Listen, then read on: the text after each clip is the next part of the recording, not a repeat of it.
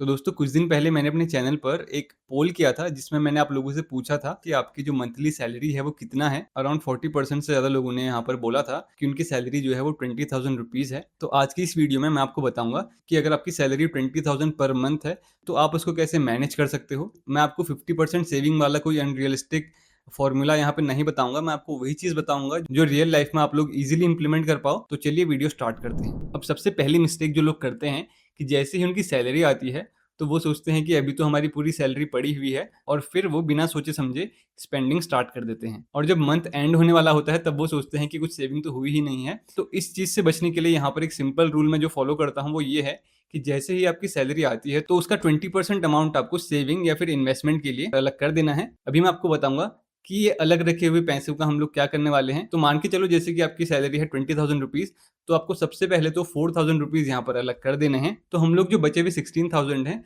Mainly अब हम उनको मैनेज करेंगे। जो 4,000 है उसका क्या करना है वो भी हम लोग अभी डिसाइड करेंगे, ठीक है। तो अब जो हमारे पास 16,000 रुपये बच रहे हैं इसको हम लोग 3 पार्ट्स में डिवाइड करेंगे। पहला है यहाँ पर नीड्स, दूसरा है वांट्स और तीसरा जो है बफर। अब ये तीनों क्या हैं इनको डिटेल में डिस्कस करते हैं। तो नीड्स बेसिकली वो एक्सपेंस हैं जो आपको करने ही पड़ते हैं, जैसे आपका रेंट है, फूड है, बिल्स वगैरह हैं, तो ये सारे आपके नीड्स के अंदर कवर होते हैं। तो इसके लिए हम लोग यहाँ पर 12,000 रुपीज़ अलग कर देंगे।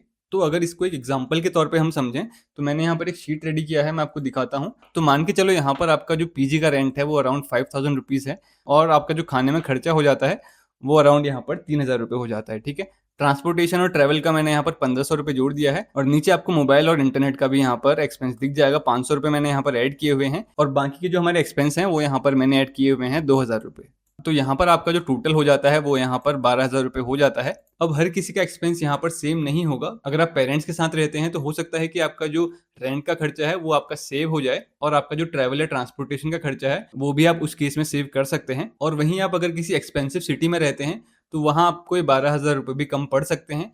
तो आपको ये जो बजट है इसको एग्जैक्टली सेम लेके नहीं चलना है। ये बस मैं आपको एक स्ट्रक्चर बता रहा हूँ, आपको अपनी सिचुएशन के हिसाब से इन नंबर्स को थोड़ा सा एडजस्ट करना पड़ सकता है। तो ये तो बात हो गई नीड्स की। अब बात करें अगर दूसरे पॉइंट की तो अब आते हैं वांट्स के ऊपर। वांट्स बेसिकली ऐसे खर्चे हैं जो उतने ज़रूरी तो नहीं है लेकिन आप कभी कभार उनको मंथली करते हैं। बाहर डाइन आउट करना है या फिर कभी मूवी देखने जाना है तो उस केस में यहाँ पर हम लोग जो ये 2,000 रुपये हमने अलग करके रखा है वो यहाँ पर काम में आएंगे। अब बात करते हैं अगर तीसरे पॉइंट की, तो तीसरा पॉइंट यहाँ पर है बफर। तो बफर बेसिकली क्या है? बफर मैं आपको कभी भी यहाँ पर कंप्लीटली स्पेंड करने के लिए नहीं बोलूंगा। इसे आप बफर मनी की तरह यूज कर सकते हैं। कभी मेडिसिन खरीदनी पड़ सकती हैं, कभी घर में एक्स्ट्रा एक्सपेंस आ सकता है, या फिर कभी किसी फ्रेंड की शादी है तो वहां पर भी आपको थोड़ा सा एक्स्ट्रा कैश की जरूरत पड़ सकती है। तो ऐसे सिचुएशन में यहाँ पर जो आपका बफर मनी है वो आपके काम आ सकता है। और अगर आपका जो बफर मनी है वो मंथ एंड तक खर्च नहीं होता है तो ये बहुत अच्छी बात है। इसको आप नेक्स्ट मंथ की सेविंग या फिर इन्वेस्टमेंट में ऐड कर सकते हैं। तो अब आते हैं सबसे इंपॉर्टेंट पॉइंट पर, जो कि है जो हमने 4,000 रुपये अपने अलग से साइड करे थे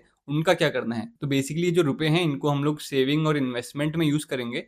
सबसे पहले तो आपको एक बात ध्यान रखनी है, अगर आपके पास इमरजेंसी फंड नहीं है तो आपको सारा पैसा इन्वेस्टमेंट में नहीं डालना है। इन्वेस्टमेंट स्टार्ट करने से पहले आपको एक अपना इमरजेंसी फंड क्रिएट करना है। अब ये इमरजेंसी फंड क्या होता है? अब इमरजेंसी फंड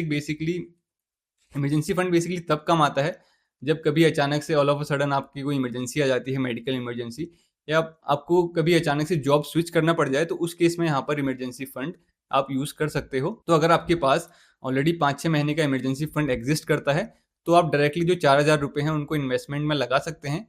लेकिन अगर आपके पास बिल्कुल भी इमरजेंसी फंड नहीं है तो पहले आपको 4 या 5 महीने का इमरजेंसी फंड बिल्ड करना है और उसके बाद हम लोग जो 4,000 रुपये बचे हैं उसको इन्वेस्टमेंट में लगाएंगे। और इमरजेंसी फंड कैसे बिल्ड करना है? तो जो हमारे 4,000 रुपये बचे हैं इसमें से हम लोग 2,000 रुपये इन्वेस्ट करेंगे और 2,000 रुपये का हम लोग इमरजेंसी फंड बिल्ड करेंगे। तो अब बात करें कि आपको जो इन्वेस्टमेंट है वो कैसे करना है। अब सबसे पहले तो आपको ये देखना पड़ेगा कि आपका जो गोल है वो क्या है। यानी कि अगर आपका शॉर्ट टर्म गोल है, जैसे कि आपको कुछ लैपटॉप लेना है, फोन लेना है या फिर बाइक लेनी है और 1-2 साल के अंदर ही आपको ये सब लेना है, तो ये एक शॉर्ट टर्म गोल के अंदर आता है। वहीं अगर आपको कोई ऐसी चीज़ है जो 5 साल या 10 साल के अंदर करनी है तो वो गोल हमारा लॉन्ग टर्म गोल के अंदर आता है।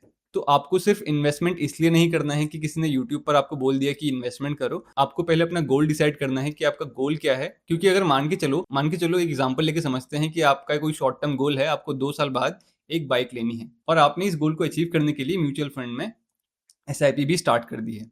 लेकिन अब यहाँ पर आप मार्केट की जो करंट पोजीशन है वो देखोगे तो एसआईपी ने पिछले 2 साल के अंदर बिल्कुल भी रिटर्न नहीं दिया है, यहाँ तक कि एसआईपी ने एफडी को भी बीट नहीं किया है। तो अगर आपके यहाँ पर शॉर्ट टर्म गोल्स हैं, तो उसके लिए आप एफडी या फिर आरडी की तरफ जा सकते हैं।